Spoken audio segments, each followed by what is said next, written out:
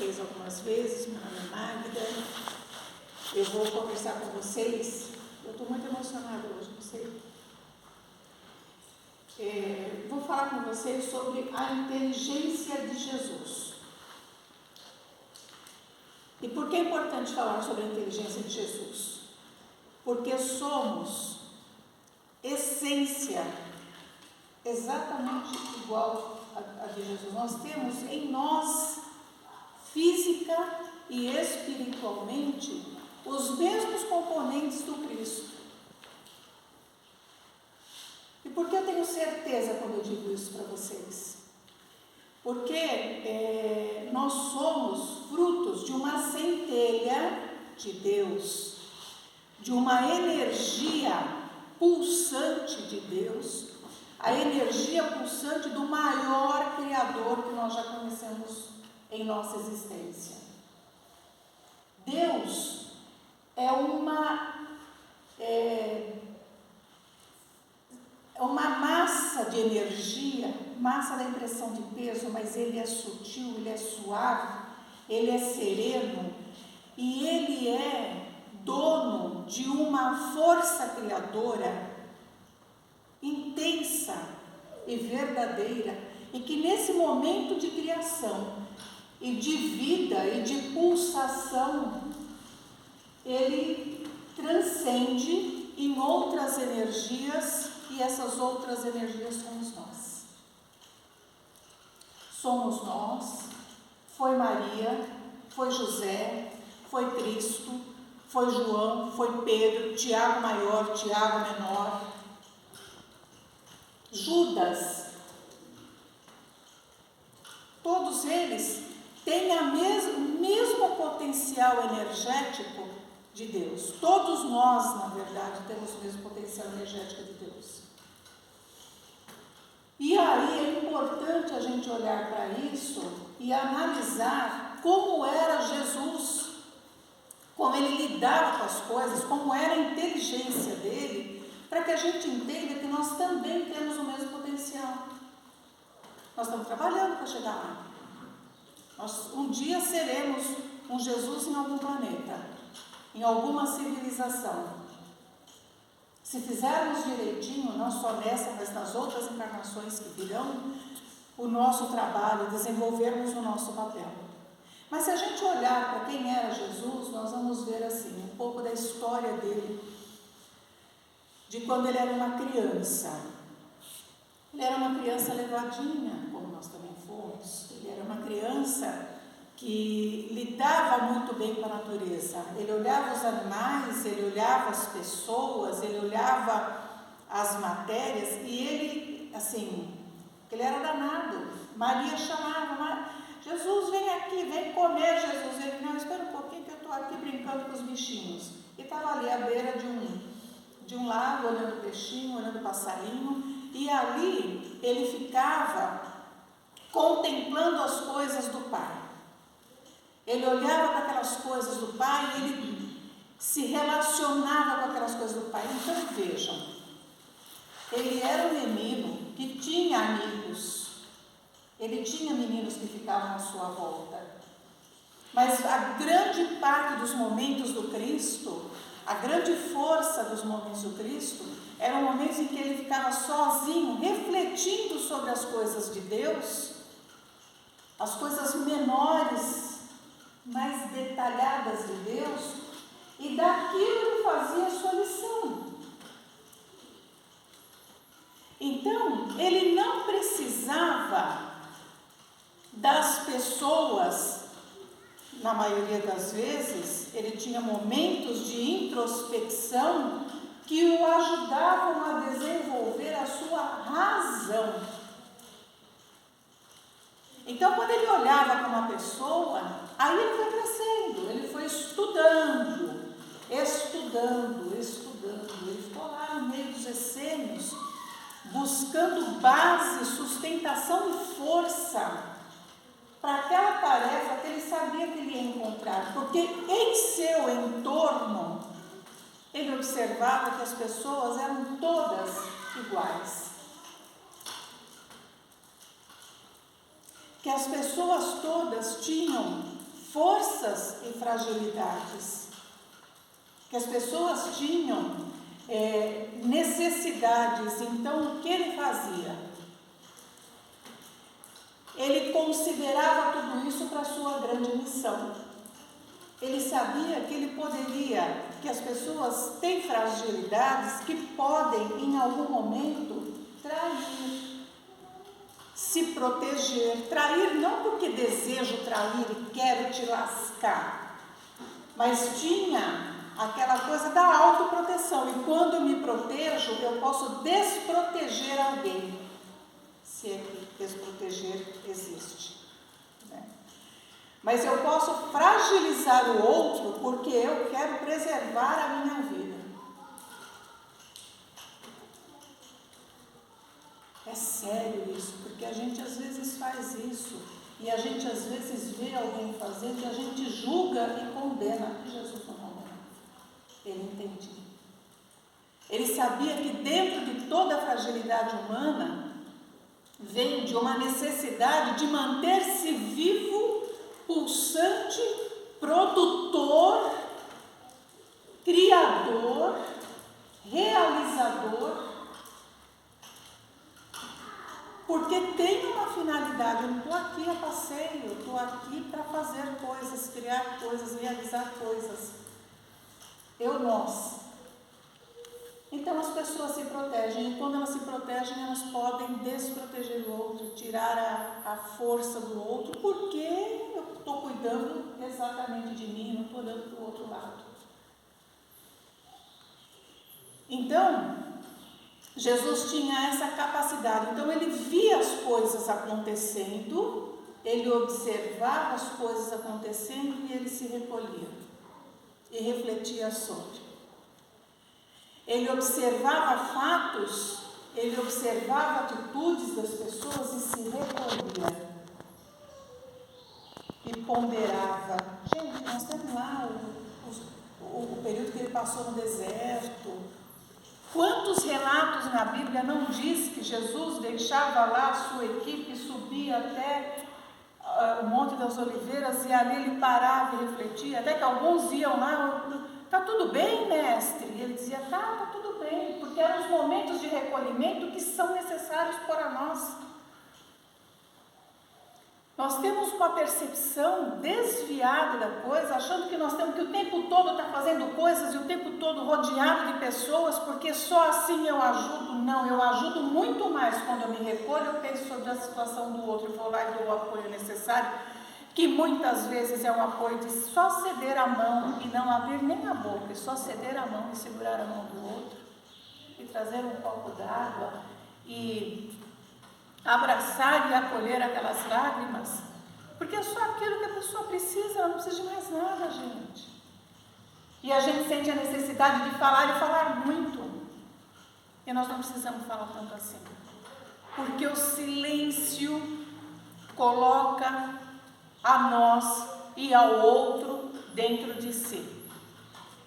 Eu fujo de mim quando eu falo demais, eu estou comigo o tempo todo quando eu estou no silêncio refletindo.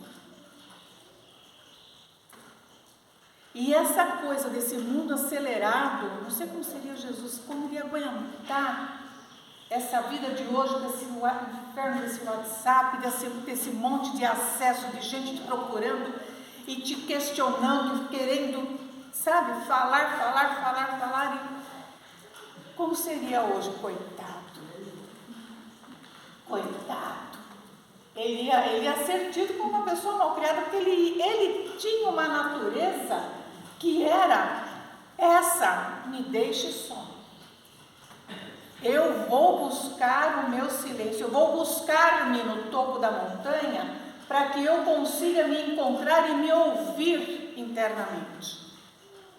Essa é a maior das inteligências do Cristo. Essa inteligência emocional, ele não explodia, porque quando ele percebia que ele ia explodir, o que ele fazia? Ele se recolhia. Então ele tinha uma inteligência concreta de observação. Ele tinha uma inteligência concreta de enxergar as coisas acontecendo e enxergar a conexão dos fatos e enxergar e ver o mecanismo das coisas. Ele fazia coisas, ele tinha habilidades manuais, ele aprendeu tudo isso. O ofício ele sabia muito bem.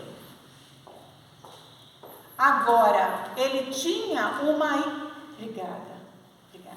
Ele tinha uma inteligência emocional, que era essa capacidade de ir e vir em busca dele mesmo. E aí, esse movimento de ir lá fora, buscar, observar, sentir, perceber e voltar para si, trazia para ele um equilíbrio, uma força que o deixava sereno. Ele não batia porque ele não precisava bater. Porque esse movimento de ir e vir trazia a serenidade do Cristo. Era uma lição incrível. É uma lição generosa. É uma lição amorosa. Então ele dizia para as pessoas assim, ele olhava, gente, ele tinha uma capacidade de enxergar nas pessoas a angústia. E quando ele enxergava essa angústia nas pessoas, ele dizia, vá, não peques mais. E deixava por conta da pessoa entender qual era o seu pecado. Compreende? Então ele não precisava acusar, ele não precisava dizer, você é fofoqueira, você é traíra, você é sacana, ele não precisava dizer isso. Ele deixava por conta de cada um buscar o seu motivo de ansiedades. Olha que preciosa lição. Ele não julgava a gente. Ele aceitava qualquer um. Aliás, assim, ele teve, seguindo ele, participando de todos os momentos de doutrina dele, ele teve 400 pessoas aproximadamente acompanhando. E esse número foi diminuindo, vieram a 72. Destes, ele escolheu 12. Ele escolheu 12. Mas por que ele escolheu esses 12? Porque cada um, ele sabia quem era, ele sabia qual era o defeito, mas ele sabia que essas pessoas, desculpe, tinham dentro do seu coração uma alavanca tão forte que fariam com que o seu discipulado fosse real, concreto, existencial. Então, daqueles 72, ele escolheu, ele falou, você Pedro, você João, você Tiago, você Judas, que também vai me trair, que vai me entregar, que vai me conduzir para os momentos derradeiros da nossa história. Então ele tinha essa consciência no que ele observava nas pessoas, na capacidade laboral. O que ele queria de cada um? A capacidade de trabalhar em benefício ao seu semelhante. Porque ele compreendia que os defeitos de cada um deles se transformaria em força de trabalho, que era o que ele queria. Ele não teve problema pessoal com nenhum deles. Ele tinha os mais próximos, o Tiago Maior, né? Que ficava ali perto dele, João. Mas ele sabia que alguns seriam protagonistas do duplas que ele criava, e outros seriam a força espiritual. Ele dividiu lá nos Atos dos Apóstolos, a gente vê que ele dividiu em duplas os apóstolos para que eles saíssem realizando os trabalhos. E o que ele fez? Ele colocou a dupla, o mais forte e o mais fraco. Mais fraco no nosso olhar, no olhar de quem julga, como eu fiz agora. Mas era o polo positivo e negativo que juntos faziam o negócio acontecer. E qual era a missão desses caras que Jesus deixou para eles? Trabalhem pelo seu semelhante. Sirvam ao seu semelhante. Amem os vossos semelhantes. Libertem este povo da culpa de se acharem culpados pela miséria que vivem. Porque o reino dos céus é o reino do amor e da leveza. A miséria do corpo. Tragam a libertação do espírito. Essa foi a delegação do Cristo para os seus 12 homens escolhidos. E cada um deles, polo positivo, polo negativo, realizou, cumpriu dignamente todo o papel, toda a responsabilidade que foi atribuída. Então, aí a gente olha para o nosso dia, né? A gente olha para a nossa responsabilidade de hoje, dessa vida que foi atribuída. Como é que nós estamos lidando com essas coisas? Como é que nós estamos trabalhando nessas coisas? Como é que nós estamos executando esse papel? Nós somos bons ouvidos ou somos bons juízes? Nós somos o polo positivo, negativo ou nenhum deles? Aquela fitinha de plástico que vem entre a pilha e o aparelho, que neutraliza a energia para a realização das coisas. Nós temos um mundo para cuidar, toda a nossa família. Como é que nós estamos lidando com este mundo? Qual é a contribuição que nós estamos oferecendo para esse universo que nos foi atribuído de responsabilidade? Jesus, na hora da morte, ele deu continuidade à sua família, pegando João para a mãe. Está aí, meu filho.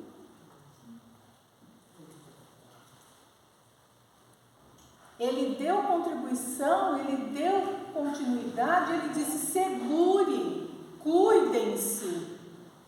Eu saio dessa vida, mas eu deixo alguém no meu lugar, que vai te amar tanto quanto. Esse é o gesto simbólico do Cristo. E como nós estamos lidando com isso? Eu não quero ninguém com culpa aqui hoje. Não é isso que eu quero. Eu estou refletindo mesmo, eu estou fazendo aqui neste momento o que Jesus fazia lá no morro, lá no monte. É refletindo e pensando: o que eu estou fazendo com os meus próximos, com a minha família? A família que tem meu sangue e a família que eu escolhi, que são os meus amigos.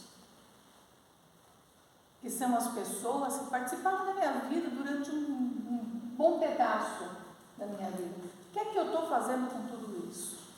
Cuidando, zelando, próxima, dando amor, dando afeto, dando aquilo que eu posso dar para muitos deles, que são as orações? Será que eu incluo todo mundo nas minhas orações? Será que eles me sentem quando eu faço as minhas orações por eles? Porque quando a gente genuinamente vibra por alguém e ama alguém e inclui esse alguém na nossa oração, ele sente ali do outro lado. Por uma lembrança de um momento da vida.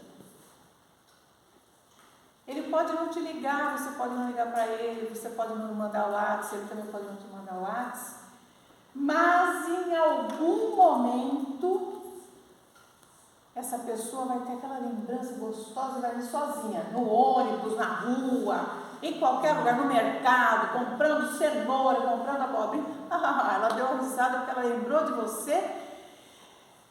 E é aquele momento do amor presente. Assim como quando falamos do Cristo e sentimos a sua presença, sentimos aquela pulsação, aquele arrepio que dá, que é Ele aqui nesse momento, a gente é assim com os nossos amigos. Porque quando a gente critica, a gente distancia, a pessoa sai da nossa lembrança e saímos da lembrança dela também. Sejamos vivos na cabeça das pessoas como foi Jesus para nós. Como está sendo, como será até o nosso último dia. Eu estava vendo essa semana um sujeito falando sobre os últimos minutos de vida, das experiências de quase morte. E aí ele fez um relato lá da medicina, que aí começa a faltar oxigênio, isso não interessa para a gente agora, porque eu não vou saber falar tudo também, acho que não é o caso. Mas o que é muito importante, que nessa experiência de quase morte, nós temos por alguns segundos um review dos melhores e piores momentos da nossa vida. E, gente, eu convivi com um colega de escola, de colegial, no Geraldo Ferreira, no centro lá de Santo André. Ele teve 2 vezes experiência de quase morte. E ele me atestava que era assim mesmo que existia, que acontecia as coisas. Ele falou, no primeiro momento eu tive uma sensação, ele falou, nossa, que delícia, que maravilha, que gostoso, que leveza, porque era a leveza do corpo, que ele não estava carregando mais, mas aí ele falou, passaram coisas, lembranças assim na minha frente, e quando passou a lembrança na minha frente das minhas filhas, eu pensei, eu não terminei a minha obra com as minhas filhas, eu preciso voltar. Aí ele viu o mentor do lado dele, o mentor falou assim, você vai voltar? Vou. Ele falou, mas você está aqui no melhor do momento? Ele falou assim, não, mas eu preciso voltar porque minhas filhas dependem de mim. E ele voltou. Ele voltou, tal, passou, e aí ele tinha leucemia, esse moço. Aí tal, um belo dia ele passou mal, voltou para o hospital lá do câncer. E aí ele começou, aí a hora que as filhas terminaram a faculdade, tudo, estava todo mundo mais ou menos, ele teve de novo experiência de quase morte. Aí ele falou, bom, agora eu estou pronto para ir. Ele falou para o mentor, estou pronto para ir, legal, vou embora. O mentor disse, você pediu para vir da outra vez para ficar com as suas filhas, você pegou uma obra na tua mão, você tem que terminar, volta. E ele voltou. Eles encarnam tem 2 anos. Um cara sensacional, assim, sabe? Muito, muito legal. Então, por que eu estou falando dessa experiência? Porque, gente, nesta hora derradeira, nós só vamos acertar as nossas contas conosco. Aquela história que São Pedro está lá, com a chave do céu, aqui tem um anjo auxiliar com o livrinho da sua vida para dizer, você vai entrar, vai pegar o elevador para cima ou para baixo, não é verdade. Reflitamos hoje, como fazia Jesus, sobre as nossas experiências, para que o nosso elevador seja para o alto e a gente sinta aquela leveza de espírito pelas boas lembranças que nós colecionamos aqui.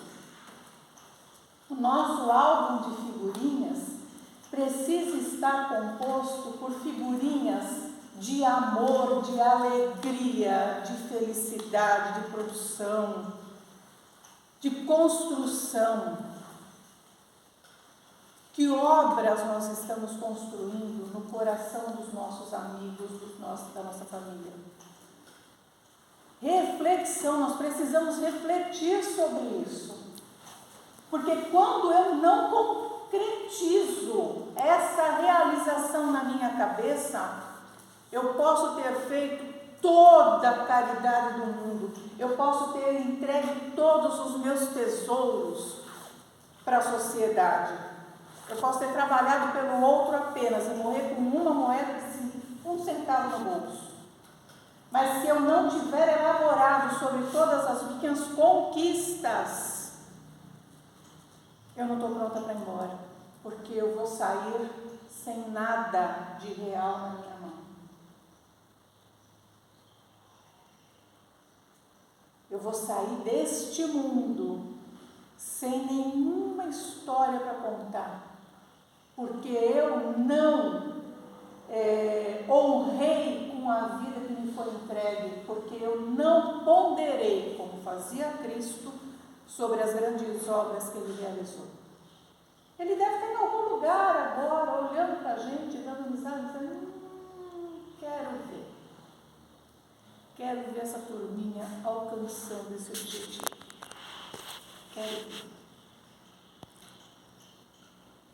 Porque a gente espera que alguém nos diga o que fizemos, mas nós precisamos estar de consciência limpa, porque depende de quem está do nosso lado, tudo que você der para ele ainda é pouco, e você vai ter uma baixa referência sobre a sua produção de vida.